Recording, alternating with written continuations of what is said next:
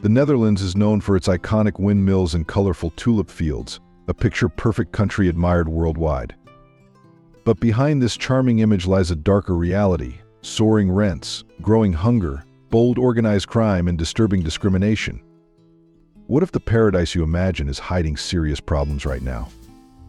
In this video, we'll uncover 18 surprising facts about the Netherlands that will challenge everything you thought you knew, and the most shocking truths are still to come. Despite its wealthy image, the Netherlands faces widespread poverty. Around 14.5% of the population, about 2.5 million people, live in poverty, and this number is rising. Poverty here means more than lacking food. It means struggling to keep up with the high standard of living around you. People are officially at risk of poverty if they earn less than 60% of the country's median income. For one person, that means surviving on less than $18,500 a year. For a couple with 2 children, less than $41,000. Although these amounts may seem manageable, the cost of living tells a different story. A single person needs roughly $2,770 a month, over $33,000 annually, just to cover basic expenses. A family of 4 requires about $50,000 more each year. When you earn $18,500 but need over $33,000, the math becomes impossible. Housing makes matters worse. Rent is a nightmare in cities like Amsterdam and Rotterdam. Affordable apartments are almost impossible to find for those earning below the median. This leaves many trapped in a desperate fight to cover basic costs in one of Europe's richest nations. What solutions do you imagine could help people stuck in this tough financial trap, despite being in a rich country? Comment and chat with me. The Netherlands is struggling with its success as one of the most densely populated countries in the world. This overcrowding creates fierce competition, especially for housing. The housing crisis is severe. Affordable homes and apartments are nearly gone in cities like Amsterdam, The Hague, and Utrecht. Rent prices have soared to levels that even New Yorkers would find shocking. In Amsterdam, finding a small, reasonably priced studio is almost impossible. Many people share cramped apartments with several roommates or move far away, facing long, exhausting commutes. But housing isn't the only problem. Despite the Netherlands' reputation for efficient transport, systems are overwhelmed. Bicycles fill the streets, but bike lanes jam during rush hour. Trains are often packed, and getting a seat can feel like winning the lottery. Tourism adds more pressure. Amsterdam alone draws over 20 million visitors a year, straining the city's resources. Costs rise, noise and waste increase, and locals feel like strangers in their neighborhoods. The cities often seem like theme parks focused on tourists, while local life suffers. Expanding cities to ease the crisis is complicated. New construction often means reclaiming land from the sea or building in flood-prone areas. With rising sea levels and climate change, mistakes could be disastrous. Dutch urban planners face an impossible challenge, balancing growth and safety. As bike lanes jam and trains overflow, the real question remains: can Dutch cities expand without risking disaster from rising seas? And how does this fight for space lead directly into the shadowy world of organized crime? The Netherlands faces challenges related to organized crime. Despite its reputation for safety and quality of life, parts of the country have been affected by criminal networks. One notable group involved in cocaine trafficking through Dutch ports is known as the Mocro Maffia. Law enforcement continues to address the violence and influence associated with this group. This network has been linked to various criminal activities such as money laundering, extortion, and violent incidents. These issues have raised security concerns, including increased protections for public figures such as Princess Amalia, who has limited public appearances due to safety considerations. Former Prime Minister Mark Rutte has also received additional security following threats. Violence has escalated, with attacks targeting journalists, lawyers, and witnesses. For example, crime journalist Peter R. de Vries was tragically assassinated in 2021, highlighting the serious risks faced by those opposing organized crime. The government is actively combating these challenges with specialized task forces and anti-crime units. However, the significant profits from drug trafficking continue to contribute to corruption and criminal adaptation, making it an ongoing and complex issue. Before continuing, I have a special 10-second request for all of you listening. If you can help me in any way, please hit the notification bell and subscribe. It helps this channel so much, and if you do that, I will do everything I can to make this show even better for you. Deal?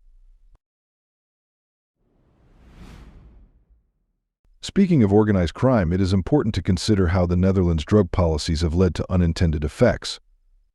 The country's reputation as the cannabis capital of Europe has attracted significant drug tourism from across the continent. Amsterdam's coffee shops draw millions of visitors annually, many coming to experience cannabis use where it is tolerated but not fully legal. While this brings notable revenue, it also presents challenges for local communities. Some neighborhoods face increased tourist activity related to cannabis, which can lead to concerns about public order and community well-being. The situation is further complicated by the fact that although cannabis is tolerated under specific regulations, it remains an illegal gray area. This circumstance has sometimes been exploited by illegal suppliers, creating opportunities for organized crime to be involved in the supply networks supporting coffee shops. The Netherlands' bold drug policies have made it a magnet for drug tourism and unique businesses, but beneath the surface, a legal gray area is allowing organized crime to slip in. How deep does this shadow run in the cities famous for cannabis and nightlife? Amsterdam's night district reflects Dutch tolerance but also brings serious challenges.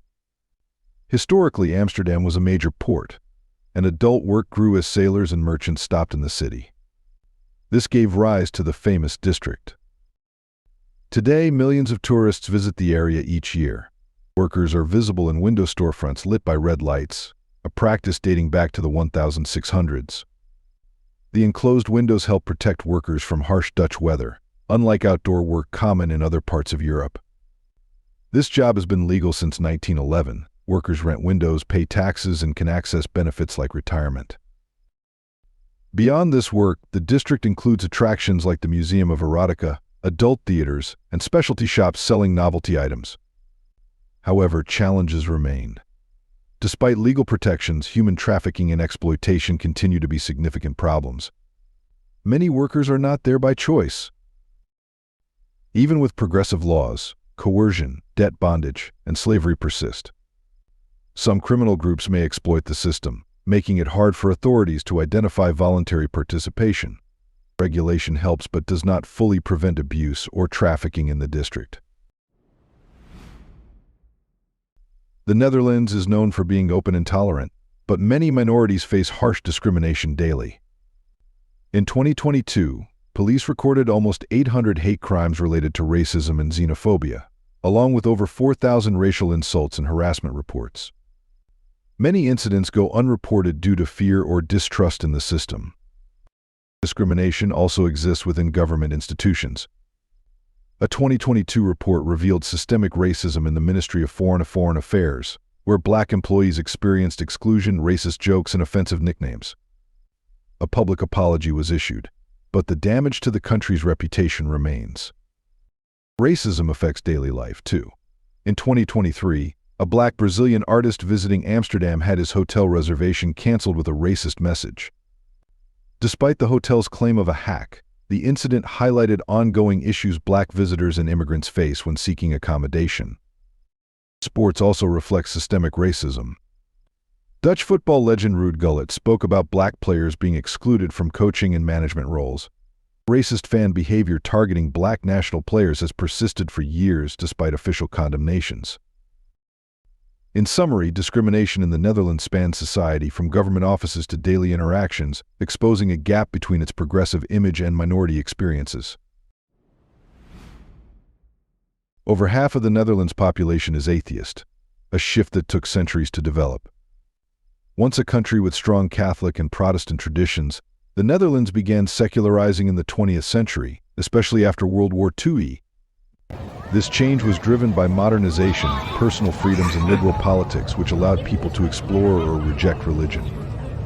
Today, 55% of Dutch people identify as atheists, with even higher numbers among younger generations. What sets the Netherlands apart is not just the high number of atheists, but the country's deep commitment to religious freedom. Secularism here means freedom from dogma, with no religion influencing public policy. The government, media, and education system are all secular, reflecting the Dutch belief that secularism and prosperity form the foundation of a free life. But how does this freedom shape the country's moral compass? Can a society with so many atheists still maintain strong community values? Euthanasia has been legal in the Netherlands since the year 2002, but only under strict conditions. It is permitted when a patient faces unbearable pain, has no hope of recovery, and voluntarily requests to end their suffering. 2 independent doctors must confirm the patient's condition and understanding of the decision. This reflects the country's commitment to respecting individual autonomy. The Dutch system is notable for its cultural emphasis on personal freedom. The right to choose how and when to end suffering is viewed by many as a matter of dignity. However, this raises important ethical questions. Does the freedom to choose one's end diminish the value of life, or does it reflect respect for personal choice? The Netherlands has been closing security facilities due to a significant drop in inmate numbers.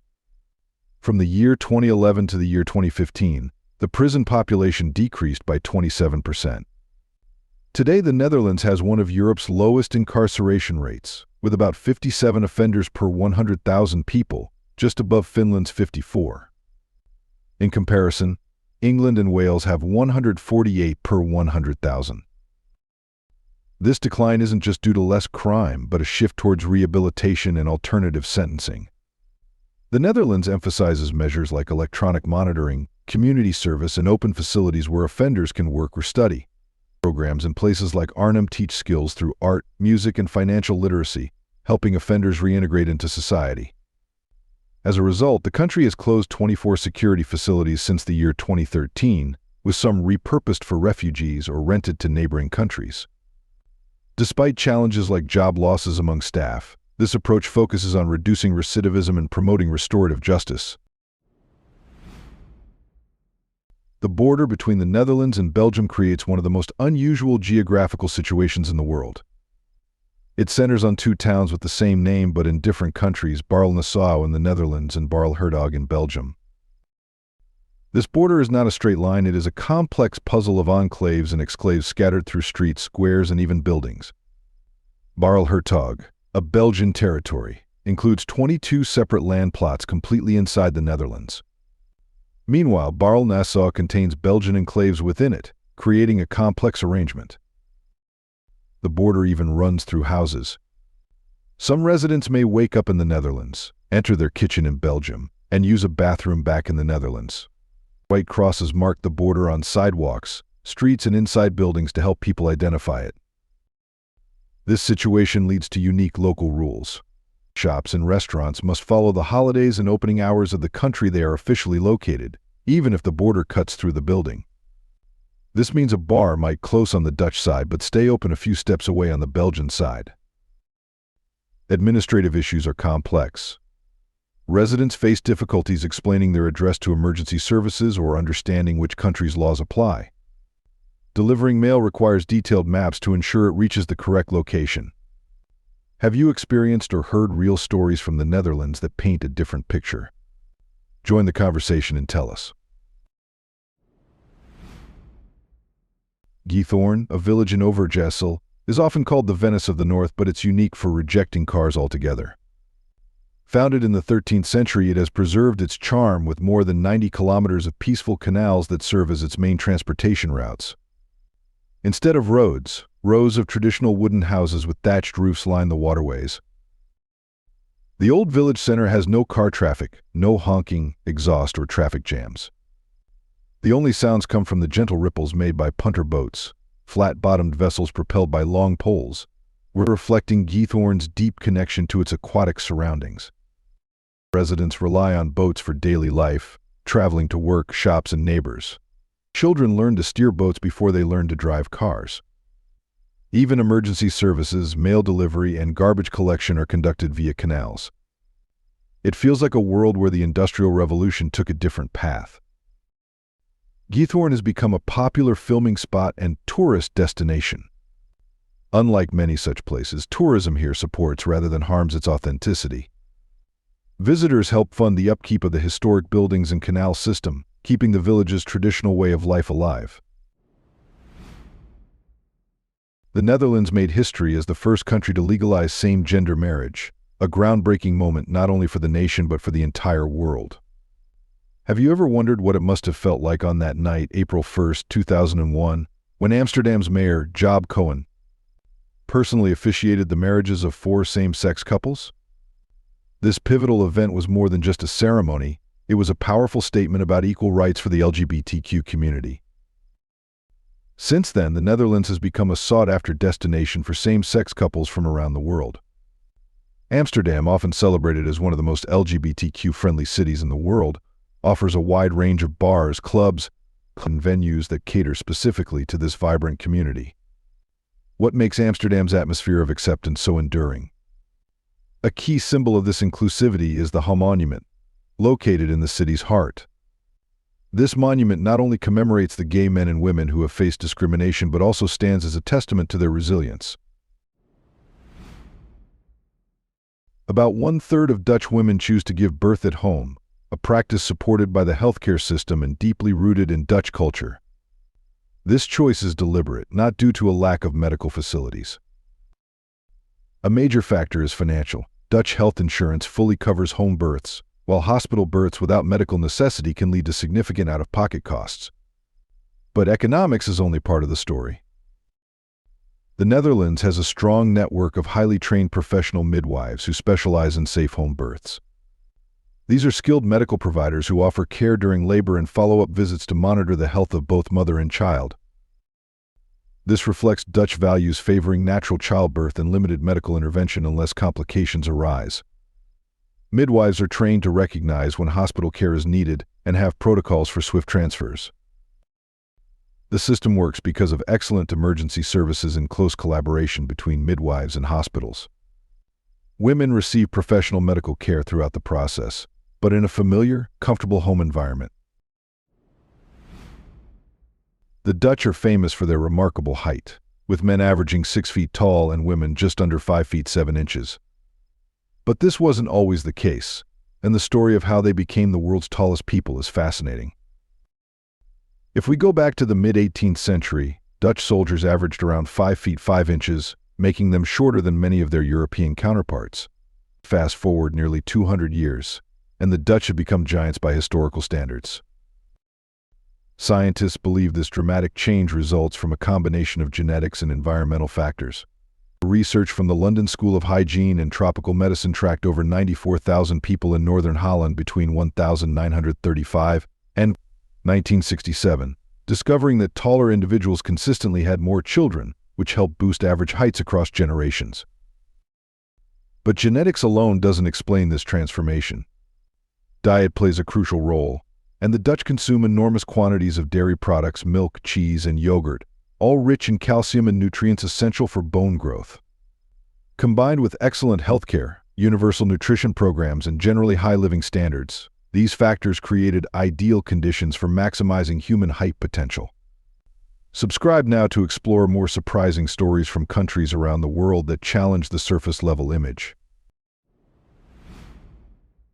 The Netherlands is taking one of the most aggressive stances against climate change, especially in transportation. Starting in 2025, the country will ban the sale of all new gasoline and diesel cars. This is not a distant goal, it is happening now. Instead, the government is promoting electric and solar-powered vehicles, which will be fully exempt from taxes. This creates a strong financial incentive for consumers to switch and marks a major shift in the country's transportation and energy landscape. The Netherlands is also building 15 massive floating solar islands with over 73,000 solar panels. These industrial-scale power stations float on Dutch waters and generate large amounts of clean electricity, a breakthrough just years ago. Wind energy remains key too. By 2030, the Netherlands plans to install more than 1,100 new wind turbines. This renewable network could power the country and export clean energy to neighbors. This effort is not just about the environment, it's an economic strategy. Mastering renewable technology gives the Netherlands a global competitive edge, positioning it as a leader in clean energy exports. The scale of change is huge, rebuilding energy infrastructure in under a decade. Challenges include retraining workers, expanding charging stations, retrofitting buildings, and coordinating energy security with neighbors. There are tough questions like managing existing fossil fuel vehicles, updating mechanic skills, and serving rural areas with limited charging access. The Netherlands is addressing these issues as it drives this ambitious green transition. In the Netherlands, stray animals are rarely seen, thanks to the country's advanced animal welfare policies. This success stems from both historical necessity and modern compassion. In the 19th century, a rabies outbreak prompted the government to implement a nationwide program aimed at reducing the stray dog population, including measures such as birth control and health checks. This initiative, combined with vaccinations, helped significantly lower the number of stray animals. Today, dogs are often seen in bicycle baskets or accompanying their owners to cafes and on public transport. The Netherlands' approach successfully balances public health and animal welfare. The Netherlands offers a unique blend of culture and innovation. From cycling as a way of life to efficient water management and floating homes, the Dutch have created a society that's both practical and inspiring. Their gezellig spirit and forward-thinking solutions reflect a harmonious mix of tradition and progress. In the Netherlands, burial customs are approached practically. Unlike many countries where grave plots are permanent, the Dutch lease plots for 10 to 30 years. When the lease ends, the plot can be reused unless the family renews it. This system helps manage limited space, as land is scarce due to high population density and rising sea levels. This practice reflects the belief that death is part of a natural cycle, with land shared by the living and the deceased. The Dutch prioritize efficiency and sustainability over tradition, creating space for future generations. Cremation is also popular, with 65% of Dutch adults choosing it. It is seen as more eco-friendly and space-efficient, aligning with the country's sustainability values. The Dutch approach emphasizes rationality, personal choice, and sustainability, offering a model for other countries facing similar challenges. In the Netherlands, freedom of speech is a core value, rooted in the country's history of tolerance since the Dutch Golden Age. It has long been a refuge for intellectuals and religious minorities, and free speech remains protected by law. However, as the nation becomes more diverse, balancing this freedom with social harmony is more difficult. With over a quarter of the population having foreign roots, the rise of populism, and the influence of social media, debates about free speech have intensified. The government faces challenges in protecting free expression while addressing harmful rhetoric and the spread of extreme views online. The central question in Dutch society today is how to balance free speech with tolerance. Can a diverse society also protect vulnerable groups from harmful rhetoric? This issue is especially pressing for older generations who have seen significant social changes. The key lesson is that no country is perfect. The Netherlands teaches us that building a just society is ongoing. Its rehabilitation-focused justice system, renewable energy efforts, and social policies offer insights, but persistent racism, housing issues, and crime remain big challenges needing solutions. Understanding these complexities helps us see what true progress means today. The Netherlands is both inspiring and struggling, a real case study in modern society's challenges and achievements. What's your take on all this? Have you been to the Netherlands, or do you know someone who has? Does this hidden side of Dutch society surprise you, or did you already know about some of these issues? I'm genuinely curious about your experiences and perspectives. Thanks for joining me on this journey through the dark side of the Netherlands. Until next time, keep questioning what you think you know about the world around us. Thanks for being with us. Leave a comment, like to show your support, and remember to hit that subscribe button for more exciting videos. See you next time.